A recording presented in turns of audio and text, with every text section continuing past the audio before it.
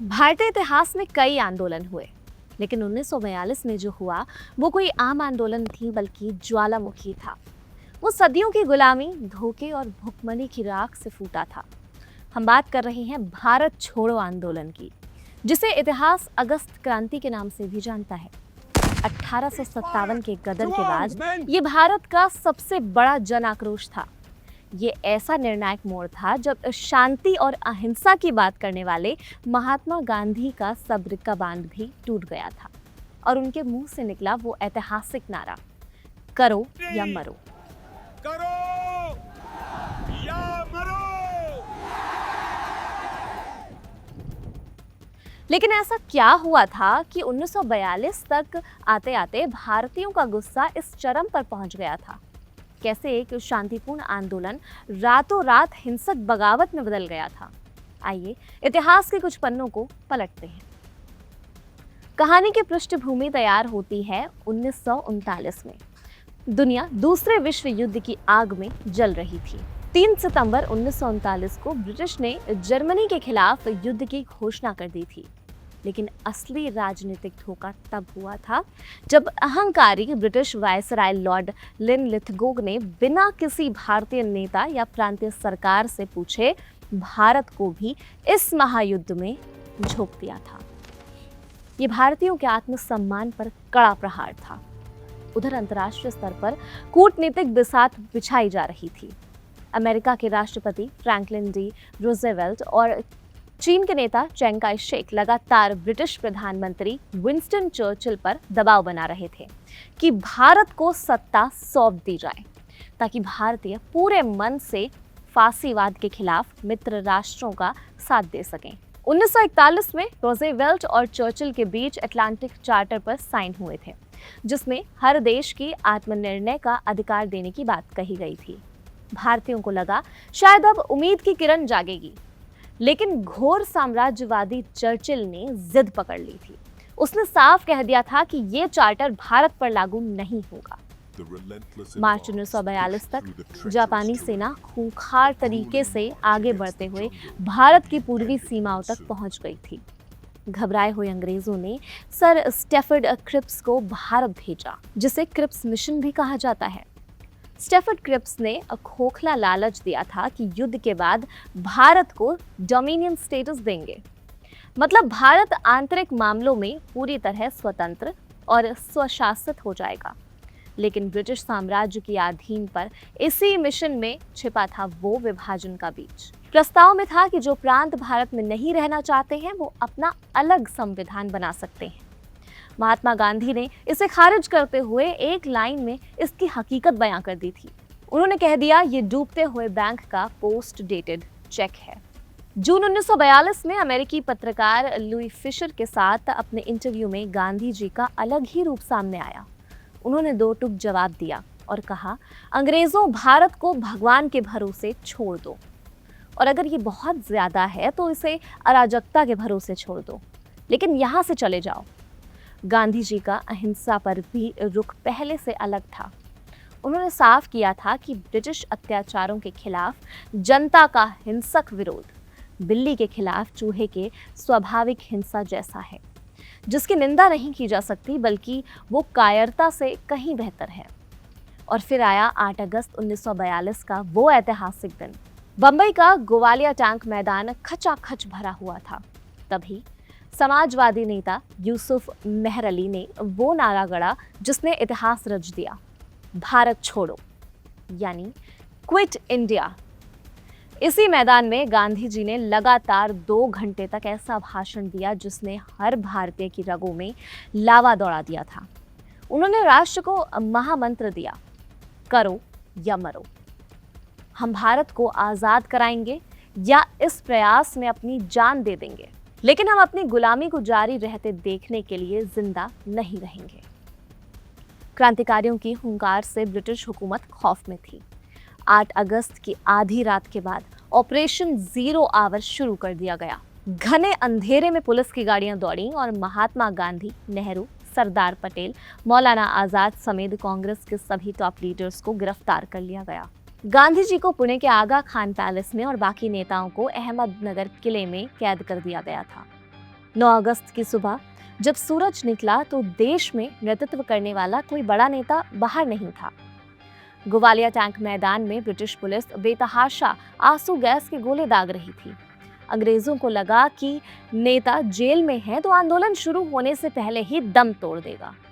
लेकिन तभी उस धुएं और बंदूकों के खौफ के बीच 33 साल की युवा और निडर महिला आगे आईं, अरुणा आसफ अली। उन्होंने निडर होकर ब्रिटिश पुलिस के सामने भारत का राष्ट्रीय ध्वज फहरा दिया। ब्रिटिश हुकूमत को लगा था कि सर कुचल देंगे तो बगावत मर जाएगी। उन्होंने कांग्रेस के सभी बड़े नेताओं को जेल में डाल दिया था, लेकिन उन्होंने एक गलती भी कर दी थी। वो भूल गए थे कि अब उनका सामना किसी राजनीतिक दल से नहीं था, बल्कि आक्रोशित आवाम से था। बिना किसी नेता के भारत की जनता ने खुद ही कमान संभाल ली और ये विद्रोह 3 चरणों में पूरे देश में फैल गया था। पहले चरण में आग शहरों में भड़की। बंबई, दिल्ली, कानपुर से लेकर कलकत्ता तक सब बंद हो गया था। जमशेदपुर के स्टील कारखानों और अहमदाबाद के कपड़ा मिलों के मजदूरों ने औजार रख दिए थे। अब अंग्रेजों ने शहरों में गोलियां बरसानी शुरू की तो आंदोलन दूसरे चरण में गांवों की ओर मुड़ गया था। ग्रामीण विद्रोह हिंसक और निर्मम था। किसानों और छात्रों ने मिलकर ब्रिटिश सत्ता के हर प्रतीक पर हमला बोल दिया था। रेलवे की पटरियां उखाड़ दी गई थीं, टेलीग्राफ की तारें काट दी गई थीं, सैकड़ों पुलिस थानों और डाकघरों को राख के ढेर में बदल दिया गया था। जब बगावत को कुचला जाने लगा, तब शुरू हुआ तीसरा और सबसे रोमांचक चरण, अंडरग्राउंड नेटवर्क। ये किसी स्पाई थ्रिलर फिल्म से कम नहीं था। 22 साल की कॉलेज छात्रा उषा मेहता ने ऐसा तकनीकी चमत्कार कर दिखाया जिसने ब्रिटिश खुफिया एजेंसी की नींद उड़ा दी थी। उन्होंने सीक्रेट कांग्रेस रेडियो की स्थापना की थी। सीआईडी के रडार से बचने के लिए ये युवा ट्रांसमीटर की जगह बदल देते थे। पुलिस पागलों की तरह डिटेक्टर वैन लेकर घूमती रही थी और इधर 42.34 मीटर की वेवलेंथ पर आजादी की आवाज गूंज रही थी। ये कांग्रेस रेडियो है जो भारत में कहीं से बोल रहा है। उसी दौरान बिहार में एक और रोंगटे खड़े कर देने वाला कारनामा हुआ था। दिवाली की रात समाजवादी नेता जयप्रकाश नारायण अपने साथियों के साथ हजारीबाग जेल की दीवारें फांद कर फरार हो गए थे। वो नेपाल के जंगलों में पहुंचे और वहां आजाद दस्ता नाम की खूंखार गोरिल्ला आर्मी तैयार की थी। इस दस्ते ने ब्रिटिश खजानों और संचार लाइनों पर ऐसे गोरिल्ला हमले किए कि अंग्रेजी हुकूमत थर्रा उठी थी। भारत छोड़ो आंदोलन की सबसे बड़ी जीत ये थी कि कई इलाकों में भारतीयों ने अंग्रेजी राज को उखाड़ कर अपनी सत्ता को खुद चलाया था। बलिया में शेर बलिया चिट्टू पांडे ने सत्ता पलट दी थी। जेल के दरवाजे तोड़ दिए थे, कैदियों को रिहा कर दिया था। बंगाल के तामलुक में ताम्रलिप्त जातीय सरकार बनी जिसकी अपनी पुलिस, अपनी अदालत और एक विद्युत वाहिनी नाम की सशस्त्र सेना थी। महाराष्ट्र के सातारा में नाना पाटिल की तूफान सेना ने सबसे लंबे समय तक समानांतर सरकार चलाई और ओडिशा में आदिवासियों ने अपना स्वशासन स्थापित कर लिया था। इस बगावत में अदम्य साहस और शहादत की ऐसी कहानियां लिखी गईं जो आज भी आंखें नम कर देती हैं। बंगाल में 71 साल की बुजुर्ग विधवा मानतिगिनी हाजरा ने पुलिस की बंदूकों के सामने जुलूस का नेतृत्व किया था। अंग्रेजों ने उनके शरीर पर 3 गोलियां दागी थी, लेकिन मरते दम तक उस बूढ़ी मां ने हाथों से तिरंगा नहीं झुकने दिया था। असम में 18 साल की युवा लड़की कनकलता बरुआ पुलिस स्टेशन पर झंडा फहराने गई और सीने पर गोलियां खाकर वीरगति को प्राप्त हो गई। अंग्रेज इस कदर खौफजदा हो गए थे कि उन्होंने दमन की सारी हदें पार कर दी थी। पूरे देश में 57 मिलिट्री बटालियन उतार दी गईं। वायसराय लिनलितिगो इतना घबरा गया था कि उसने आसमान से भीड़ पर मशीन गन चलाने तक का सुझाव दे डाला था। 10,000 से ज्यादा हिंदुस्तानी शहीद कर दिए गए और 1 लाख से ज्यादा लोगों को बिना मुकदमे के जेलों में ठूस दिया गया था। हुकूमत की क्रूरता का सबसे काला चेहरा था ऑपरेशन रूबिकॉन। जब आगा खान पैलेस में कैद महात्मा गांधी ने 21 दिन का उपवास रखा तो उनकी हालत नाजुक हो गई थी। ब्रिटिश सरकार ने उन्हें छोड़ने के बजाय उनके मरने का इंतजार किया। अंतिम संस्कार के लिए जेल के अंदर चंदन की लकड़ियां तक मंगा ली गई थी ताकि खबर बाहर न जाए। लेकिन 73 साल के उस बूढ़े संत ने अपनी संकल्प शक्ति से मौत को मात दे दी थी और अंग्रेजों का ऑपरेशन रूबिकॉन धराशाही हो गया था। हालांकि इस जन विद्रोह के दौरान अपनों ने साथ भी छोड़ा। मोहम्मद अली जिन्ना की मुस्लिम लीग ने आंदोलन का विरोध किया। उनकी शर्त थी, पहले देश बांटो फिर भारत छोड़ो। सीपीआई यानी भारतीय कम्युनिस्ट पार्टी के लिए रूस के कारण ये पीपल्स वॉर बन गया था। उन्होंने अंग्रेजों का साथ दिया। हिंदू महासभा और देश की नौकरशाही ने भी बगावत से दूरी बनाए रखी। 1944 के अंत तक बंदूकों के जोर पर अंग्रेजों ने इस विद्रोह को कुचल दिया, लेकिन ये आंदोलन फेल नहीं हुआ।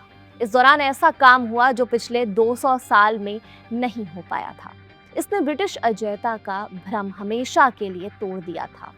अब अंग्रेज समझ गए थे कि वो भारत पर ताकत के बल पर राज नहीं कर सकते हैं। इसी भारत छोड़ो की चेतना का परिणाम था 1945 में पूरा देश आजाद हिंद फौज के सिपाहियों के साथ खड़ा हो गया था और 1946 में रॉयल इंडियन नेवी के जवानों ने अंग्रेजों के खिलाफ विद्रोह कर दिया था। इन घटनाओं ने उस नींव को खोखला कर दिया जिस पर ब्रिटिश साम्राज्य खड़ा था। अगस्त क्रांति ने जो आग जलाई थी, उसी की रोशनी में आखिरकार अंग्रेजों को अपना बोरिया बिस्तर समेटना पड़ा और 15 अगस्त 1947 को भारत ने आजाद देश के तौर पर सांस ली थी। 1942 का वो जन विद्रोह सिर्फ एक आंदोलन नहीं था, वो आजाद भारत का सबसे बड़ा और सबसे शानदार विजय शंखनाद था। सरफरोश के इस एपिसोड पर आप क्या सोचते हैं? हमें कमेंट सेक्शन में अपनी राय जरूर बताइएगा। मैं थी खुशी सक्सेना और देखते रहिए कड़क।